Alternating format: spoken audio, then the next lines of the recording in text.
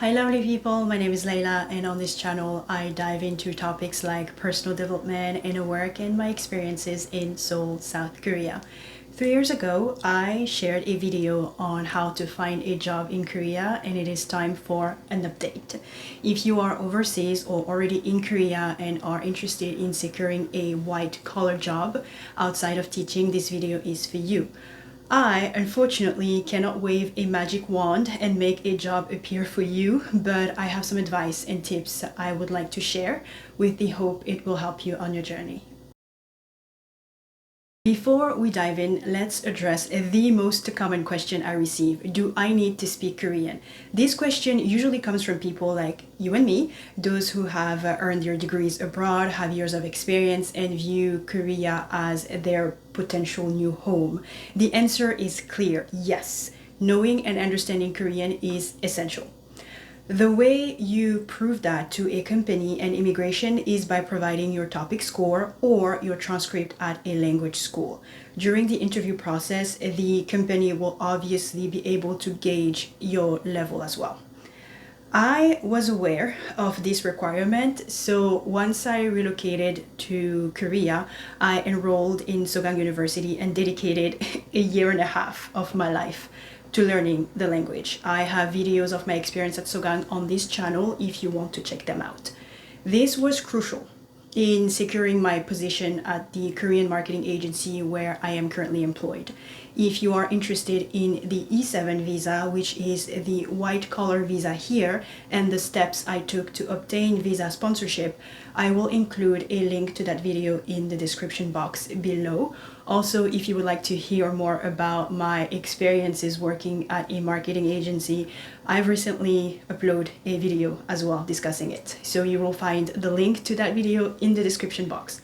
Of course, there are exceptions. I have encountered individuals who work in white-collar jobs in Korea without speaking Korean at all.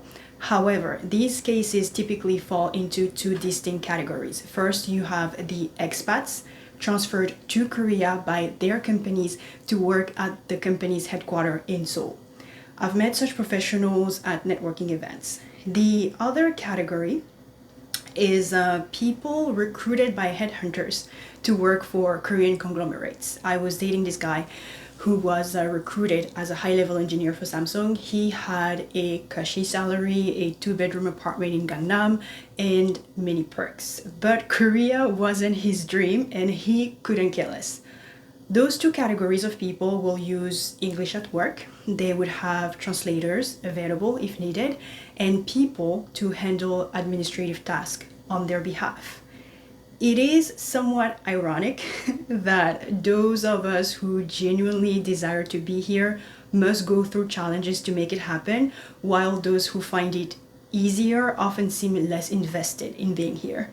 Anyway, to recap, if you need a company to sponsor you, you will have to speak Korean. Even if you get married to a Korean and get a F visa that allows you to work without any company sponsorship, you will still need to speak Korean if you want to work a white-collar job at a Korean company.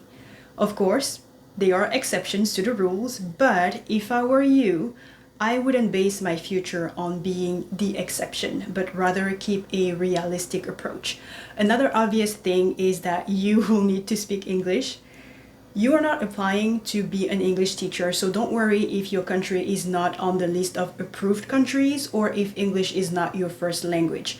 I don't think it would be conceivable for a Korean company to hire a foreigner if that person cannot even speak English. So if you are, let's say, from France or Mexico or Portugal, those languages are good and all, but make sure you speak English as well. Otherwise, honestly, don't even bother.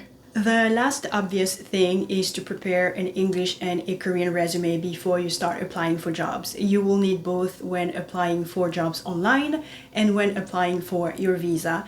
If you need to create or revamp your English resume, there is a website I highly recommend. I will put the link in the description box. It is free to use, but you will have to pay to save your resume on your computer. So sign up for a free trial if you don't want to pay for membership. It lasts about a week, I think. Make sure you create and save your resume during that period and cancel the trial before the due date. As for the Korean resume, there are templates online. Just Google Korean resume template and images and articles should pop up. Use those resources. Creating a resume is meticulous because the content greatly varies depending on one's education and experience. Once you have a template, you need to personalize it. And for me, the most challenging part was detailing my work experience, which required translating from English to Korean. I also had to familiarize myself with the appropriate terminology and standard phrasing used in resume here.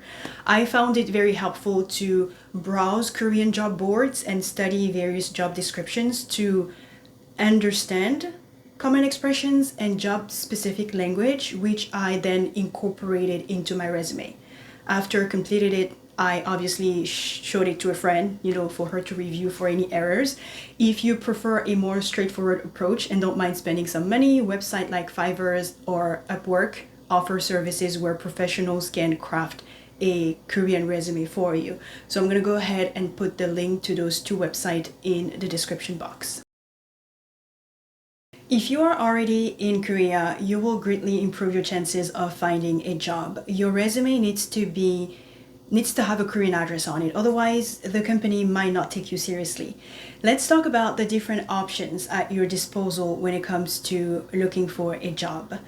Option number 1, Korean job posting websites. The main ones are Job Korea and Saramin. I will put the links in the description box. The cons, everything on the website is in Korean. If you don't know basic Koreans, it will be hard for you to sign up and navigate the website. It is also very competitive as Koreans use those websites as well. These are the websites I use to gather information on the type of job out there and the different terminology to put on my resume. I created a profile but did not get a chance to use it as my job opportunity came from a different source. Second option, everyday networking. That is how I found my job. The owner of the Airbnb I stayed in when I visited Korea in 2015 is the one who told me about my current position and told me to apply. The definition of luck, at least for me, is opportunity meets preparation. My preparation resulted from my diploma, years of experience, and Korean skills, and the opportunity came from the friend who saw me as the perfect fit for the position. I've heard stories of people finding jobs through acquaintances. In Korea, recommendations and connections are very important.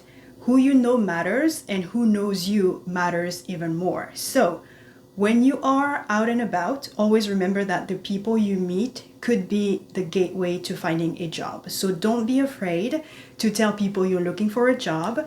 If you have a hobby that allows you to meet Korean people, network. I'm part of a dancing community and I rub shoulders with lawyers, architects, CEO, heads of departments, etc. Of course, it took time to create connections and find out what people do for a living, but this shows that you never know who you're dealing with. Always treat people with kindness and respect and hold yourself to a certain standard. Be strategic and build a social network to tap into. Third option is LinkedIn. That's where your English resume will matter the most. Make sure your profile is up to date. Create alerts for certain positions you are interested in so LinkedIn can send you notifications. When you search for jobs, try to search keywords like English or the language you speak so that you can see positions that come up and if any of them could be of interest to you. Do not be afraid to message recruiters after or before applying for a job. LinkedIn is an ecosystem where individuals and organizations share their thoughts, their insight, and opportunities. Follow them, the one that you are interested in. An opportunity might come from something they share in their feed. You never know. Fourth option is Chamber of Commerce.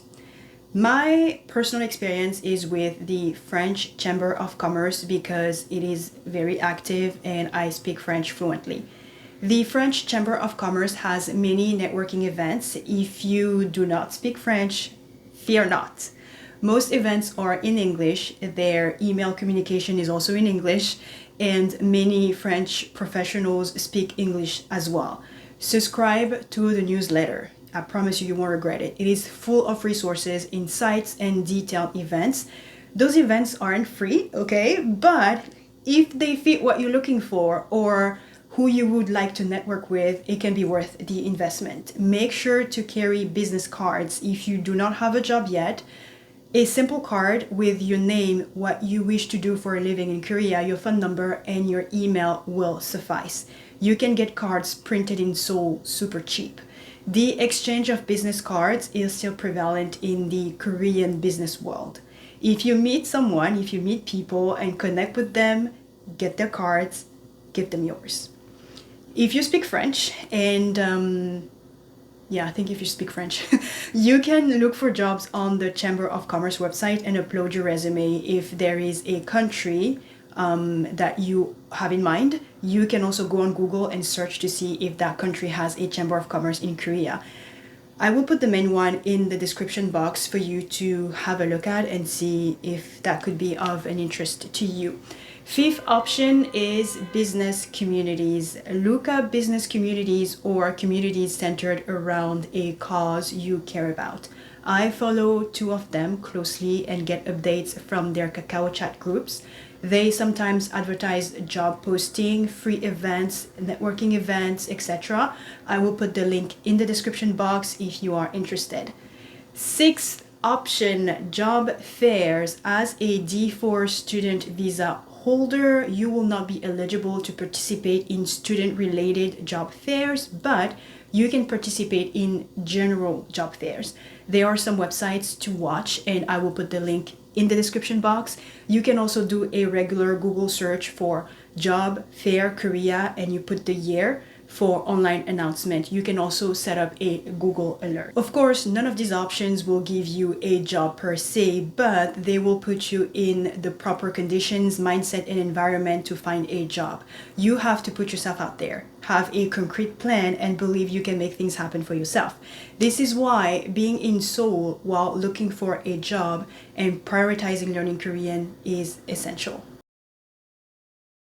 I'm not going to go over the interview process. If you've ever had a job, you know that the minimum requirement is to research the company and its activities, get ready to showcase why you would be a great addition to the team, etc.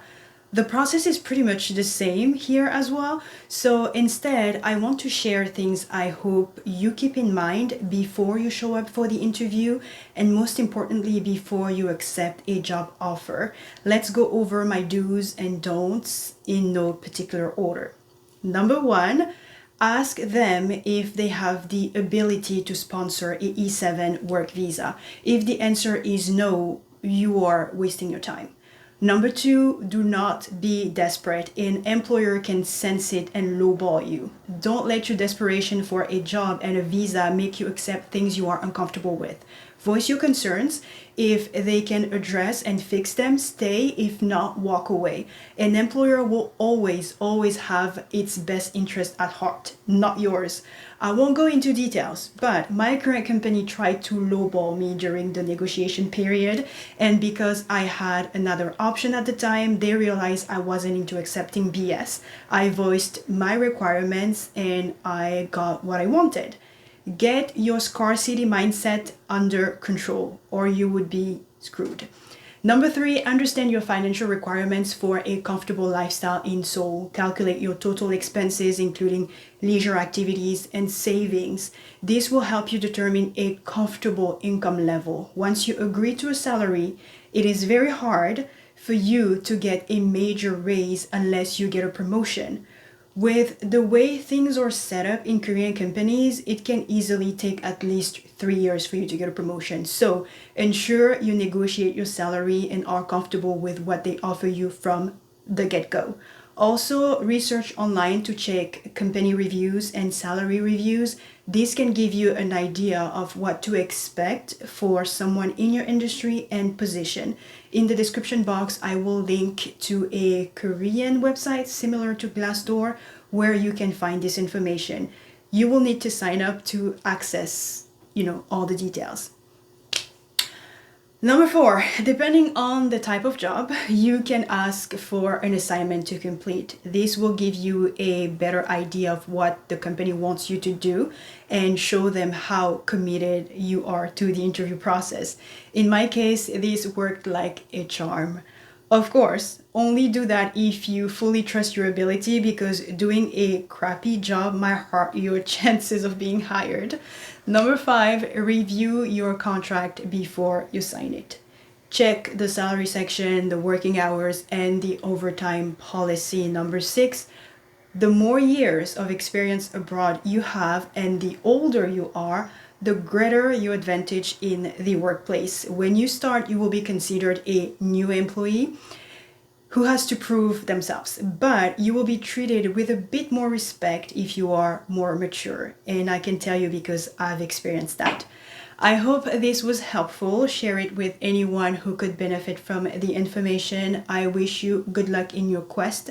Learning Korean and finding a job in this country is not for the faint of heart. So good luck on the journey. Thank you so much for watching. Take very good care of yourselves, and you will see me in the next video. Bye!